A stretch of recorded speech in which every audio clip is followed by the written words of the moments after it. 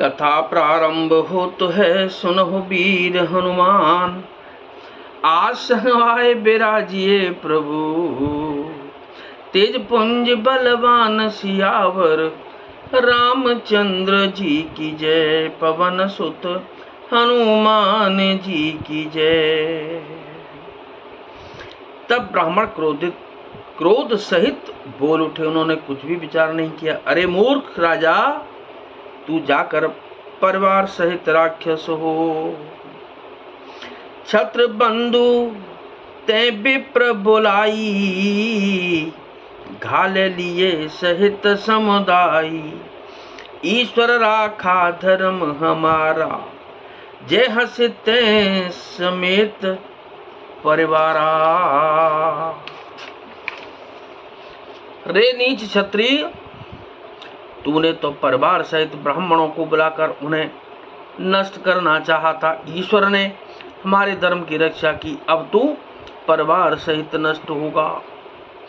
संबत मध्य नाश तब हो, जलदाता न रहे कुल को। न पशु ने श्राप बिकल अति त्रासा, बै बहोरे बर गिरा आकाशा।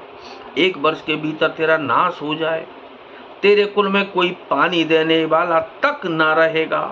साप सुनकर राजा भय के मारे अत्यंत व्याकुल हो गया। फिर सुंदर आकाशवाणी हुई। विप्रहु श्राप विचारे न दीना, नहीं अपराध भूप कछु कीना। चकित विप्र सब सुन नवबानी, भूप गयहु जहाँ भोजन खानी। हे ब्राह्मणों, तुमने विचार कर शाप नहीं दिया, राजा ने कुछ भी अपराध नहीं किया। आकाशवाणी सुनकर सब ब्राह्मण चकित हो गए। तब राजा वहां गया जहाँ भोजन बना था। तहन असन नहीं विप्र सुआरा, फिर राहु मन सोच अपारा। सब प्रसंग महिसुर न सुनाई, त्रसित पर अवनी अकुलाई। देखा तो वहां न भोजन था, न रसोईया ब्राह्मण ही था। तब राजा मन में अपार चिंता करता हुआ लौटा। उसने ब्राह्मणों को सब वृत्तांत सुनाया और बड़ा ही भयभीत और व्याकुल होकर वह पृथ्वी पर गिर पड़ा। भूपति भावी मिटहि नहीं, यद्यपि न दूषण तोर।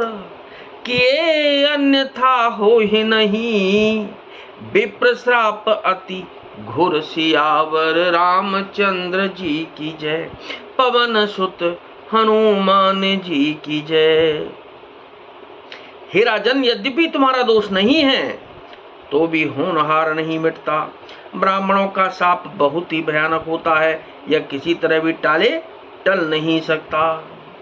अस कही सब मही देव सिधाए, समाचार पुर लोगन पाए। सोच है दूषण देवहि देही, बिरचत हंस काग किय जेही।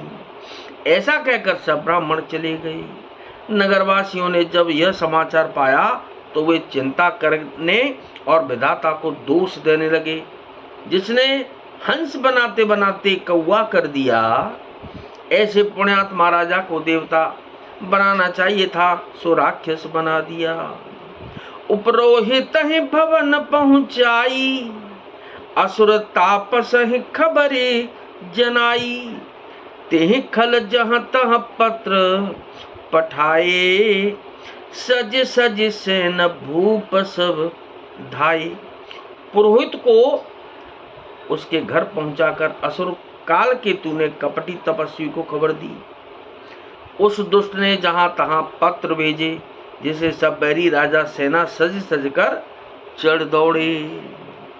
घेरे नगर निशान बजाई, विविध भांति नित होई लड़ाई।